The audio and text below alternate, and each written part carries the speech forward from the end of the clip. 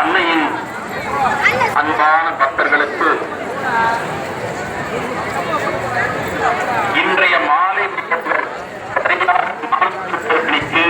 நுழைவாயிலுக்கு எதிரே அமைந்துள்ள 6வது அவென்யூ சாலை வழியாக சென்று 3வது பிரதான சாலைக்கு திரும்பி பின் இடதுபுறமாக 2வது சாலையை கடந்து பின்னர் 7வது அவென்யூ சாலை வழியாக திருத்தல வளாகத்தை கொடிமரத்தை வந்தடையும்.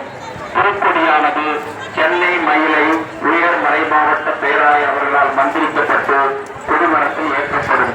அதைத் தொடர்ந்து 5:45 மணிக்கு சிறப்பு கூட்டு திருப்பலி நிறைவேற்றப்படும். இன்றைய சிறப்பு கூட்டு திருப்பலியை தலைமையேற்று நிறைவேற்றுபவர் சென்னை மயிலை உயர் மறை மாவட்ட பேராயர் முனைவர் ஜார்ஜ் அந்தோணிசாமி ஆண்டகை அவர்கள்.